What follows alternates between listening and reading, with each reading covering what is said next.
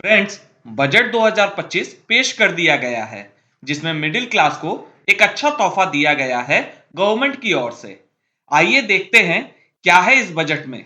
सबसे पहले अगर स्लैब रेट की बात करें तो ओल्ड टैक्स रिजाइम में कोई भी चेंज नहीं किया गया है। वहीं अगर न्यू टैक्स रिजाइम की बात करें तो 0 से लेकर 4 लाख रुपए तक कोई टैक्स नहीं।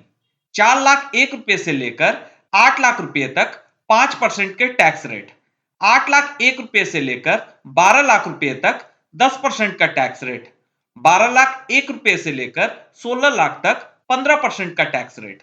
16 लाख 1 रुपए से लेकर 20 लाख तक 20% का टैक्स रेट।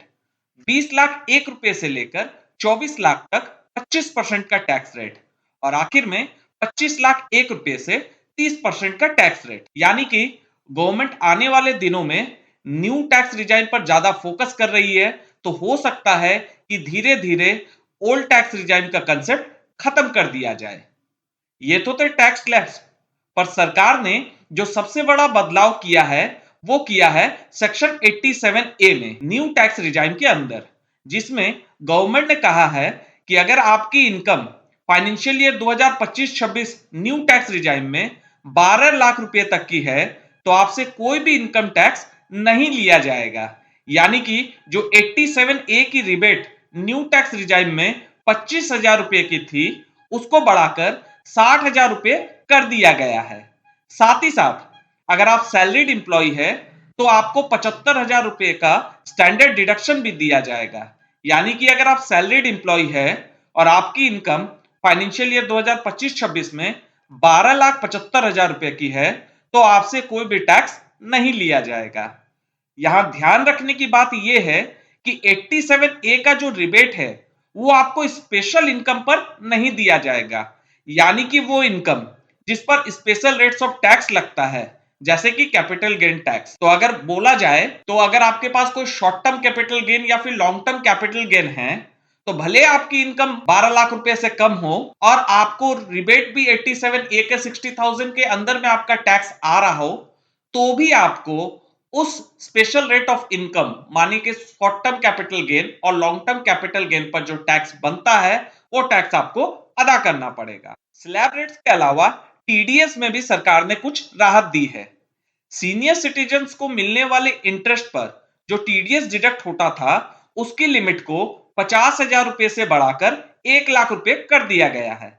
इसका मतलब 1 अप्रैल 2025 से अगर आपकी इंटरेस्ट 1 लाख रुपए तक की है तो उस पर कोई भी टीडीएस बैंक द्वारा डिडक्ट नहीं किया जाएगा। इसके साथ जो रेंट पर टीडीएस डिडक्शन की लिमिट थी सेक्शन 194I में, उसको 2,40,000 रुपए से बढ़ाकर 50,000 रुपए मंथली यानी कि सालाना 6 लाख रुपए कर दिया गया है। तो अगर आपको भी कोई रेंट इनकम आ रही है तो फिर 6 लाख रुपए तक उसमें कोई भी टीडीएस नहीं डिडक्ट होगा। इसके अलावा जो आप टीसीएस की रेमिटेंस करते हैं एलआरएस स्कीम के अंदर, उसकी लिमिट को 7 लाख से बढ़ाकर 10 लाख रुपए कर दिया गया है।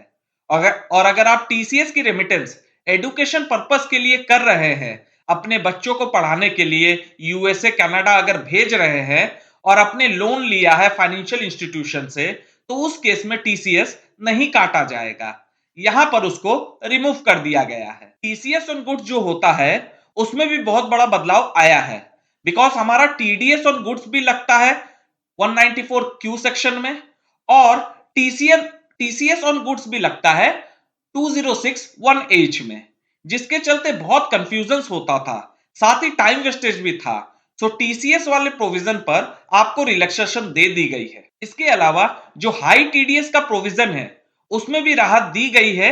अभी तक अगर आपका पैन नहीं होता है या फिर आपका पैन आधार से लिंक नहीं है तो फिर हाई टीडीएस डिडक्ट होता है।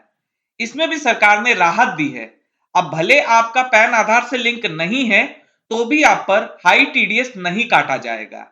हाई टीडीएस तभी काटा जाएगा जब आपके पास पैन अवेलेबल नहीं है। टीडीएस के अलावा हाउस प्रॉपर्टी में भी चेंज किया गया है। तो अभी तक हाउस प्रॉपर्टी के अंदर अगर आपके पास 2 प्रॉपर्टी है और दोनों आप सेल्फ ऑक्युपाइड में रखना चाहते हैं तो आपको काफी सारी कंडीशन सेटिस्फाई करनी होती थी। अब उस कंडीशन को भी रिमूव कर दिया गया है। दो हाउस प्रॉपर्टी अब आप सेल्फ ऑक्युपाइड में डिक्लेयर कर सकते हैं और वहां पर उसको डीम्ड लेट आउट नहीं माना जाएगा। इनकम टैक्स में एक कंसेप्ट होता है कि जब आप एक से ज्यादा घर रखते हैं तो दूसरे घर को डीम्ड लेट आउट माना जाता है, उसमें आपको टैक्स देना होता है। उसमें बेनिफिट दे दिया गया है, दो घर आप जो है सेल्फ ऑक्युपाइड बेसिस पर रख सकते हैं। एक बड़ी अपडेट आई है अपडेटेड रिटर्न को लेकर भी। अपडेटेड रिटर्न की जो टाइम लिमिट थी उसको 2 साल से बढ़ाकर 4 साल कर दिया गया है।